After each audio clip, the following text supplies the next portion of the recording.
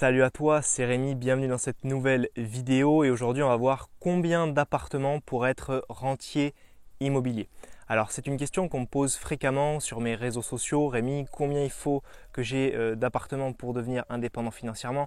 Combien il faut que j'achète de biens pour pouvoir quitter mon emploi et vivre de mes rentes immobilières? Alors on va essayer de répondre à cette question dans cette vidéo. Je vais te donner 3 points, 3 étapes, 3 conseils, 3 choses à faire pour savoir combien d'appartements il faut que tu aies pour devenir indépendant financièrement.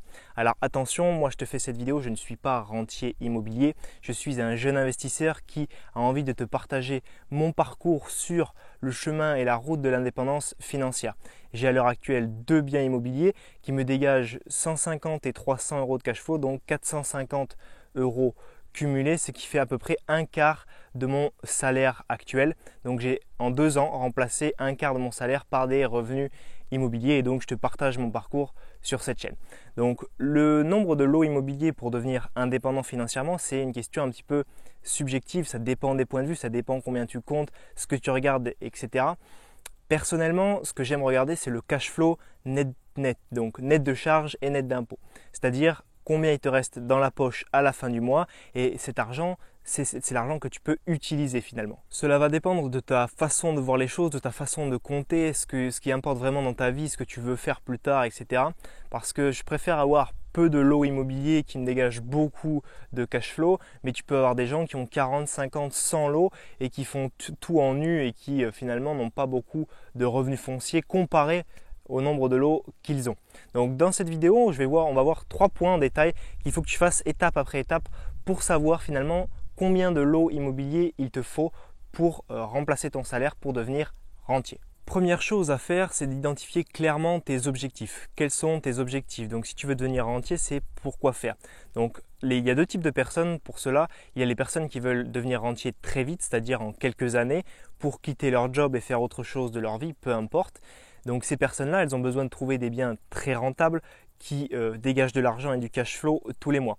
Au contraire, tu as un autre type de personnes, c'est ceux qui ont envie que leurs biens soient payés dans 15, 20, 30 ans et qu'à ce moment-là, ils les aident pour la retraite, pour financer des projets, mais dans une durée beaucoup plus longue, à long terme finalement. Donc ces personnes n'ont pas besoin de trouver des lots aussi rentables que des personnes qui veulent devenir rentières en très peu de temps. Donc si tu veux devenir rentier en très peu de temps, il va falloir que tu ailles sur des biens très rentables et donc que tu prennes plus de risques, que tu trouves de meilleures affaires. Et les personnes qui sont très bien dans leur travail, et je respecte totalement ça, c'est très bien pour elles, qui veulent avoir un petit complément de revenus pour leur retraite par exemple, ce n'est pas la même chose. Ils vont aller chercher sur des biens moins rentables, ils n'ont pas besoin d'autant de cash flow, ils peuvent avoir un bien qui s'autofinance tant qu'ils sont propriétaires du bien au bout de 20 ans sans avoir mis trop d'argent de leur poche, ça leur convient. Donc il faut vraiment que tu identifies quelle personne tu es et sur quel timing tu veux être rentier. Est-ce que c'est dans 2 ans, 5 ans, 10 ans ou juste avoir des biens pour ta retraite? Autre point dans le fait d'identifier tes objectifs, il faut que tu saches combien tu as besoin pour vivre, combien tu souhaites avoir pour vivre. C'est-à-dire que peut-être que ton salaire c'est 2 000 euros par mois. Est-ce que tu veux simplement remplacer ton salaire et avoir donc 2 000 euros de rente?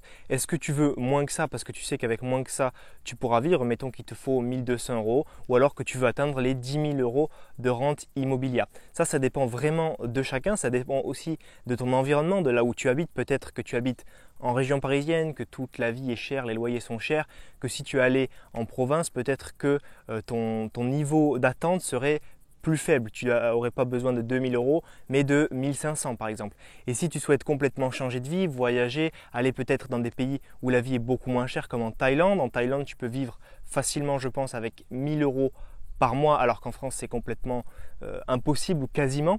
Donc si tu souhaites par exemple aller en Thaïlande, peut-être que être rentier immobilier, ça veut dire avoir seulement 1 000 euros de rente passive tous les mois. Donc vraiment ça dépend complètement de ta situation. De plus, ce que je te conseille fortement, c'est que si tu atteins un certain niveau de rente passive immobilière, fais attention de ne pas quitter ton travail trop tôt. Par exemple, si tu as 1 000 euros de rente immobilière par mois, fais attention de ne pas quitter ton travail trop tôt si ton souhait c'est d'aller jusqu'à 1 500 ou 2 000 euros. Parce que si tu montres à la banque 1 000 euros de loyer qui tombe, ce ne fera pas le même effet que 1 000 euros de salaire qui tombent. Donc conserve ton emploi, emprunte le plus possible à la banque avant de quitter ton emploi. De plus, le fait d'avoir un CDI, un salaire, une rentrée d'argent récurrente rassure toujours la banque. Et ce que je te conseille de faire, c'est que si tu souhaites atteindre 2000 € de rente passive par mois, si tu les atteins, essaye d'aller chercher plus loin. Essaye d'aller chercher les 2500 € de rente passive par mois pour prendre un petit peu de marge et toujours profiter plus de l'endettement bancaire et de l'effet de levier bancaire. Deuxième point de cette vidéo pour savoir combien d'appartements il te faut pour devenir rentier, c'est la façon d'utiliser ton bien. Et au sein de ce point, on aura 3 différents sous-points qui sont: le premier, ça dépend du mode d'exploitation, c'est-à-dire que tu peux faire du nu, tu peux faire du meublé, tu peux faire du meublé réel, tu peux faire du meublé micro-BIG. Si tu fais du meublé réel, tu peux faire du meublé classique à l'année à un étudiant, ou tu peux utiliser des modes de location qui explosent ta rentabilité comme la location courte durée, la colocation ou l'immeuble de rapport. Je te prends l'exemple d'un des membres de mon programme Réussir son premier investissement immobilier. Il a créé une colocation, donc il a acheté un appartement qui était plutôt destiné à de la location pour une famille. Il a fait 3 chambres à l'intérieur, 3 chambres qu'il loue indépendamment les unes des autres, 490 € la chambre, 1470 € de loyer, contre un loyer qui aurait pu être de 700 à 800 € pour une famille. Donc il a doublé son prix grâce à un mode de location innovant. Je te prends mon exemple en date, le dernier, avec un appartement en location courte durée. J'ai booké le mois de septembre, pas tout à fait, je crois 28 nuits exactement, pour un peu plus de 900 €, alors qu'en location classique à l'année, je l'aurais loué pour 400 € par mois. Donc j'ai plus que doublé mon potentiel loyer. Je ne dis pas qu'il ne faut pas faire de location nue ou pas faire de location meublée classique à l'année. J'ai commencé par de la location meublée classique à l'année. Ça m'a fait 150 € de cash flow par mois. C'était un petit bien, ça m'a mis le pied à l'étrier. Et maintenant, je vais vers des biens avec plus de cash flow, avec des modes de location encore plus rentables finalement. Le deuxième point dans la façon d'exploiter ton bien, c'est le niveau de passivité que tu souhaites avoir sur ce bien immobilier. Il y a des personnes qui peuvent atteindre l'indépendance financière, le fait d'être rentier, en 1 ou 2 appartements qu'ils mettent en location courte durée. Pourquoi? Parce qu'ils s'occupent de tout, donc du check-in, du check-out, de la gestion du linge de lit, du linge de maison, du ménage, des cautions. Ils s'occupent de tout entièrement. Donc finalement, il se crée un petit peu un nouveau travail, mais si c'est un souhait de ta part, c'est totalement recevable. Et en 1 ou 2 biens en courte durée, tu peux peut-être faire 1000-1500 € de cash flow par bien en courte durée si tu gères tout toi-même. Et dans ces cas-là, tu vas pouvoir devenir rentier immobilier très vite avec 1 ou 2 appartements. Mais par contre, ce ne sera pas passif parce que tu devras travailler pour ces biens immobiliers. Au contraire, tu peux chercher un mode de passivité le plus grand possible, mais à ce moment-là, il va falloir faire des compromis. Tu ne peux pas avoir un bien qui est totalement passif et gagner beaucoup d'argent. Je te prends mon exemple encore de mon dernier bien immobilier en location courte durée. J'ai totalement délégué cette activité, donc j'ai une prestataire de service qui s'occupe de tout, c'est-à-dire que moi je ne vois que les réservations sur mon téléphone. Un tel ou un tel a réservé mon bien immobilier, un tel arrive dans mon bien d'ici 2 jours, pensez à lui envoyer un petit message, etc. Donc je vois ça, je suis hors du game, hors du business. Je regarde finalement tout se passer et moi je suis juste là pour encaisser. Et cette personne-là gère mon bien immobilier.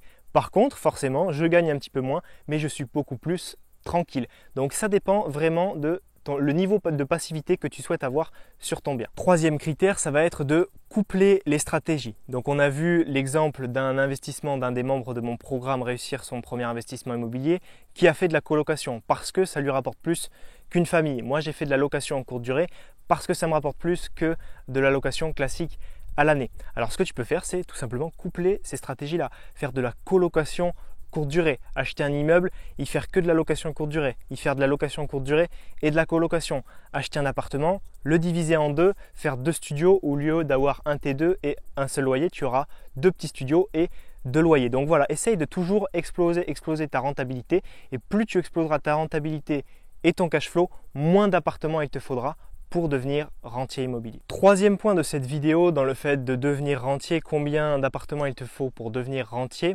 Donc on parle beaucoup d'immobilier et donc de biens immobiliers pour devenir rentier immobilier. Mais ce que je te conseille, c'est pour que tu deviennes rentier, c'est de diversifier tes sources de revenus. L'immobilier, c'est très bien, j'ai commencé avec ça. C'est un pilier d'enrichissement incontournable avec lequel tu peux, en France en tout cas, partir de zéro pour t'enrichir, utiliser l'argent de la banque, l'effet de levier bancaire, tout ça tu connais. Mais je pense que progressivement, il faut que tu ailles diversifier finalement tes investissements. Il ne faut pas mettre tous tes œufs dans le même panier. Il ne faut pas investir en immobilier que dans une seule ville, que dans des immeubles dans telle rue, que dans des studios dans telle rue ou dans tel quartier. Il faut investir un peu partout en France, un peu partout à l'étranger.